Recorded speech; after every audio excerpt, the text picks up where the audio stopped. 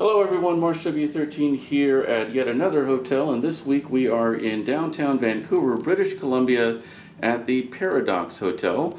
We've booked a king balcony room. Let's say we check it out. So this is room 1909 to be exact, and you can see a little map there of the floor and the general shape of the hotel, which appears to be somewhat triangular. I believe that there are maybe 22-ish floors, so we're certainly near the top. There are some room lighting controls here, but we'll see more of that here in a moment. In fact, let's go ahead and enter the main living area, and one thing I noticed is this little tablet-like device here on the wall, and I don't know how well you can see it, but if I press this button here, it unlocks all sorts of options for controlling the rooms. You can turn the lights on and off, and there's an option button at the bottom of each of these columns that provides more granular control of different parts of the room. There's the global lights, and there are different brightness settings, and the same for each area of the room, the entrance, the living area, and the bathroom. All can be individually controlled. Now, if we go back here, same for the shades, and we'll examine the shades here in a moment. Remember, this is a balcony room, so there is a balcony, and you can control the window shades individually on all of those various room parts. And of course, there's climate control. Everything is in Celsius, and that's pretty much that. I suppose that while we're here, we might as well visit the bathroom, which actually has dual basins and lit mirrors, including a vanity mirror and a separate temperature control that I suppose is for the floor, which can apparently be heated. You have a non-hotel brand, an actual mainstream luxury brand, Malin and Goertz bath products, and plenty of amenities like tissue and perhaps a couple of days worth of towels, but given the luxurious nature of this hotel, they probably deliver fresh towels and linen on a daily basis. There's actually also a scale hiding there and what appears to be a hairdryer. And there is a separate sort of closet for the toilet. Just look at the materials used here throughout. Looks like there's an individual control for the lights here and what I would call European style flushing mechanism, for which there is one button on the left for solid waste and a smaller button on the right for liquid waste. And looks like a walk-in shower that closes. This has the look of something where you would expect there to be a sauna, but doesn't appear to be one, but there does appear to be a lot of nozzles on this rain style shower head, as well as a handheld one and more Malin and Goertz bath products. And there is a sliding door to the bathroom, not that it matters particularly for me as a solo traveler. Now, entering the main living area, there is a fold-out stand for your luggage. The luggage was delivered to my room even before I arrived, which was a nice touch. The service at this hotel is beyond impeccable. It is quite a bit over the top, and I've stayed at a lot of fairly decent hotels as of late and over the course of my life, and this is definitely in the top 10%. Plenty of rack space and hangers. Looks like about 10-ish hangers of various styles, 2 bathrobes, and I'm sure they will have the Paradox brand emblazoned on them, which they do, and a couple of pairs of slippers, and ironing board and iron. But the materials in all of these things and the mechanics of the way everything works and the finish is just exquisite. Let's see what's in this closet. Maybe just more storage space, actually. There's some customary laundry services and a laundry bag, which I'll certainly make use of. And some things for your shoes. I don't see the polish yet, but that may be hiding somewhere around here. You may be able to ask for it. And then there is a safe, but the safe is pull-out. And this is one of the things I haven't seen since I visited a super luxurious hotel in Las Vegas. They have a little compartment here, a little box for jewelry, which tells you something about the socioeconomic status of many of the guests of this hotel, myself excluded, of course. And this little compartment here, we have more drawers. There's no paucity of storage space, that's for sure. And this looks like a bring your own bottle chiller here, which is always a nice touch, since I would never purchase anything from a minibar. And there is a legit Nespresso machine, which frankly you rarely see at only the nicest of hotels. And you can see there are several different flavors of pods and a selection of teas and all the fixins, cream and sugar, different kinds of sweeteners. And then up top here, we have some really exquisite stemware. You rarely ever, I don't think I've ever stayed even at a Ritz-Carlton and seen stemware that nice. And just check out these coffee and tea cups, presumably. Looks like they're fit for royalty, at least from my uneducated perspective. And then there is a little work/entertainment area. Check out the TV. It is a Samsung, wall-mounted. Looks to be 65 inches maybe, if I had to guess. And everything here is just beautifully appointed. Magazine called Monte Cristo, never heard of it. There is a phone from which you can presumably order room service. That was mentioned by the person who checked me in downstairs. The room service simply comes from, as you might expect, from the lounge downstairs, which I assume serves breakfast, lunch, and dinner. It looks like there's a breakfast/brunch menu. Items like eggs Benedict, avocado toast, a croque madame, French toast, steak and eggs, Parisian omelet, that kind of thing. And then for lunch and dinner, it looks like there is one single menu that covers you from 11 a.m. to 11 p.m. Starters and shared plates include dishes like chinois prawns, beef short ribs, Korean fried chicken, lamb lollipops, a charcuterie board.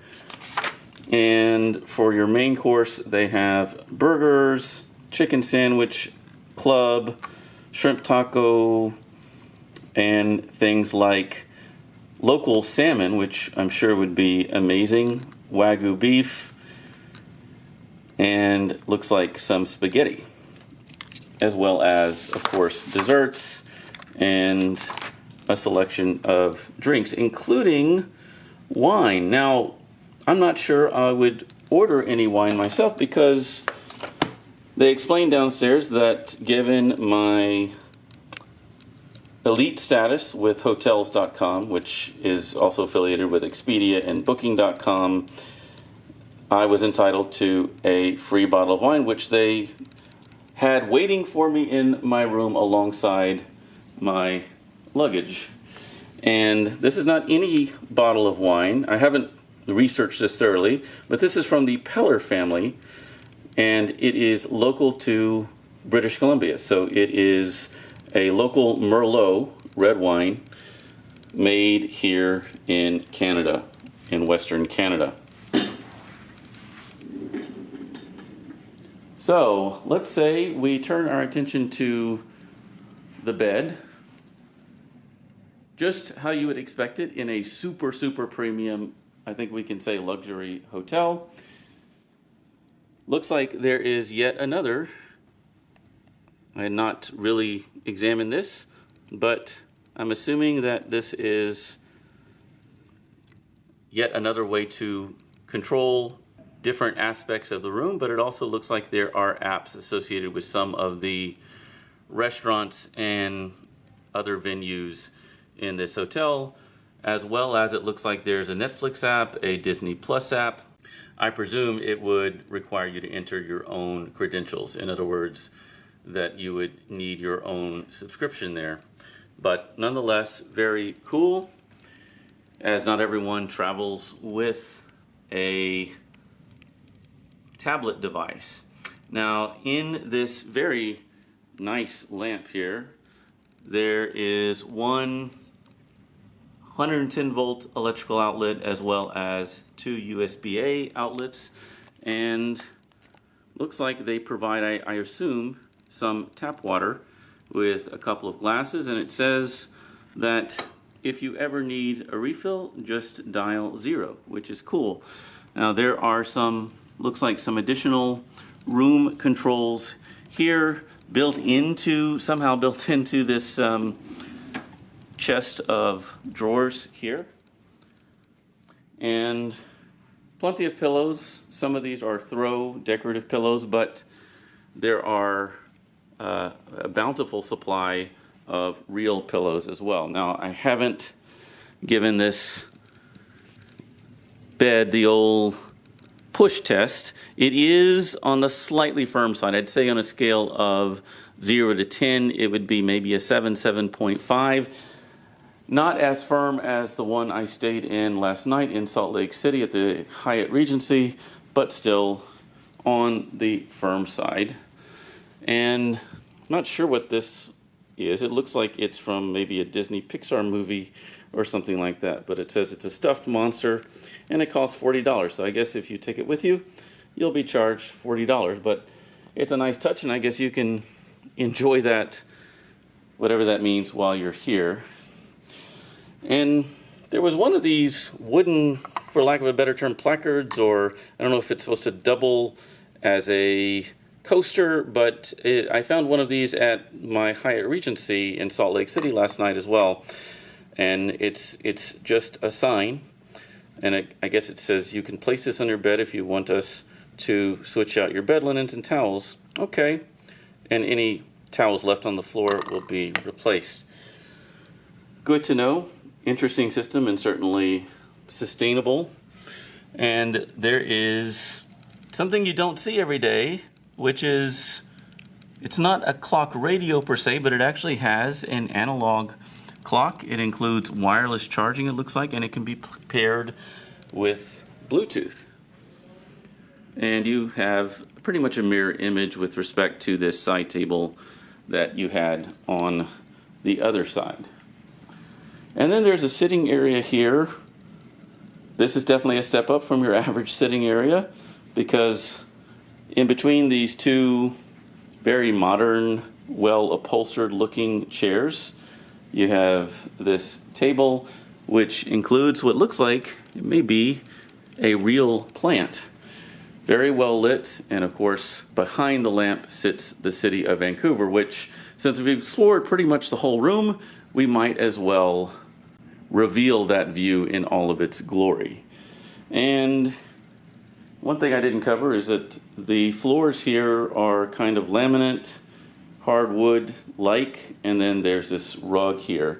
There are, as previously covered, several ways, it seems, to control different parts of the room, but one way apparently is here on the side table. So I'm going to hit shades and see if that does anything. And it looks like, indeed, it is. And again, there is a balcony, and I have yet to really explore it, so looks like a fairly large one, really large one. In fact, a lot of square footage here.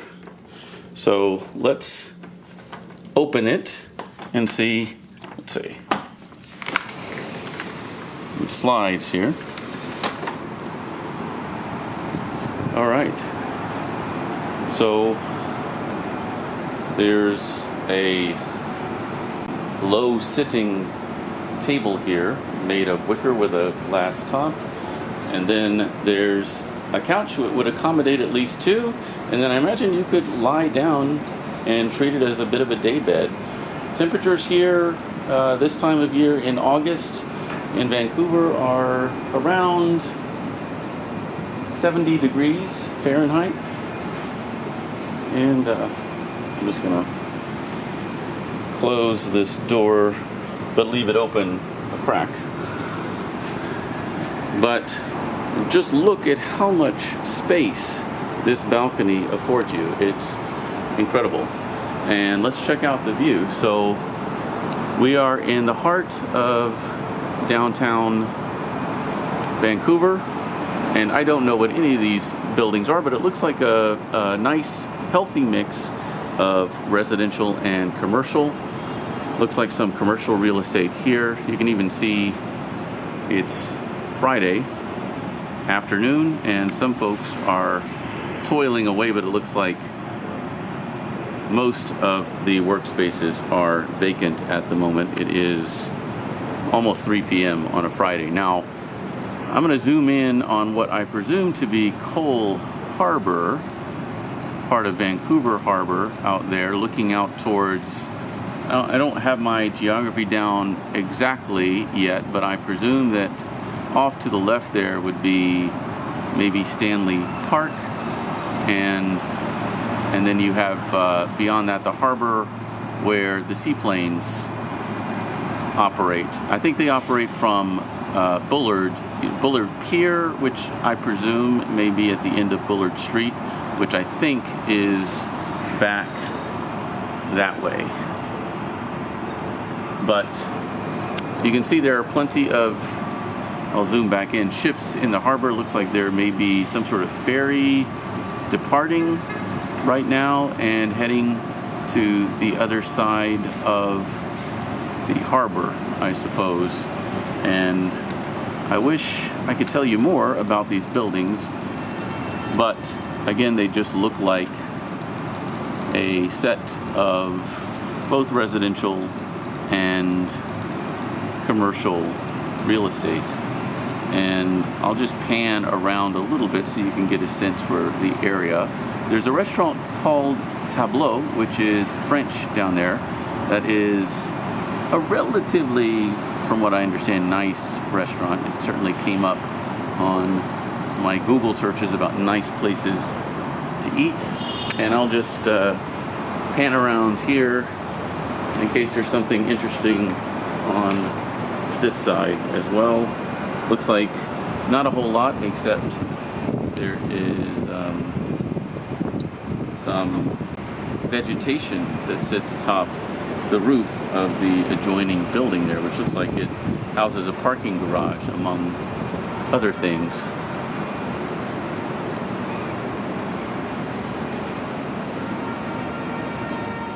But let's say we head back inside now, and I suppose for now that does it for this first impressions walkthrough of a king balcony room at the Paradox Hotel in downtown Vancouver, British Columbia.